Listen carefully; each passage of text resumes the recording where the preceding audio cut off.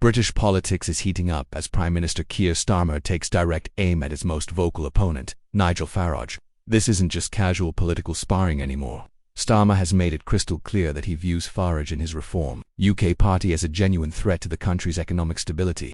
In late May, Starmer delivered a scathing assessment of Farage's economic policies, warning that Reform UK would crash the economy if they ever gained power. The Prime Minister didn't mince words, calling Farage's tax and spending plans nothing short of a fantasy. This represents a significant escalation in their political rivalry, with Starmer treating Farage not as a fringe figure but as his closest political rival. The heart of this conflict lies in their fundamentally different approaches to economic policy. Farage has been busy this week unveiling what he calls worker-friendly policies, though critics argue they come with an enormous price tag. His proposals include cutting income tax for millions of British workers and restoring the winter fuel payment that helps retirees cover their heating costs during the cold months. The winter fuel payment issue is particularly contentious because it was actually cut by Starmer's own government. This gives Farage a powerful talking point, allowing him to position himself as the defender of pensioners while painting Starmer as the politician who took away their winter heating support. It's a clever political move that puts the Prime Minister on the defensive. Farage's tax cut proposals are equally ambitious. He's promising to reduce income tax for millions of workers, a pledge that would undoubtedly be popular with voters struggling with the cost of living. However, the big question remains how he would fund these cuts while maintaining public services and reducing the national debt. This is where Starmer sees his opening.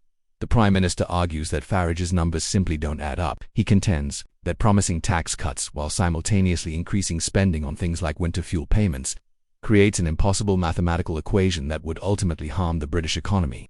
The timing of this political battle is significant. Both leaders are positioning themselves for what could be increasingly important elections ahead. Farage has successfully transformed Reform UK from a Brexit-focused party into a broader political movement that challenges the Conservative Party from the right, while also appealing to working-class voters traditionally aligned with Labour. If you're finding this political analysis helpful, make sure to subscribe for more coverage of UK politics and the key players shaping Britain's future. Starmer's strategy of directly confronting Farage rather than ignoring him suggests that Labour polling shows Reform UK gaining traction with voters. By elevating Farage to the status of his primary political opponent, Starmer is acknowledging the growing influence of populist politics in Britain.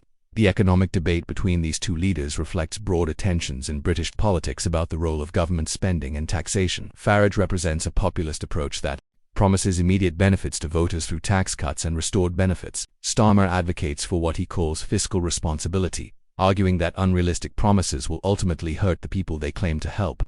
This rivalry is likely to intensify as both leaders test their messages with voters. Farage's appeal to working families through tax cuts and his defense of pensioners through winter fuel payments creates a compelling narrative for those feeling squeezed by current economic conditions. Meanwhile, Starmer must balance being seen as fiscally responsible while not appearing to ignore the genuine financial struggles of ordinary Britons. His challenge is explaining why saying no to popular policies today will lead to better outcomes tomorrow.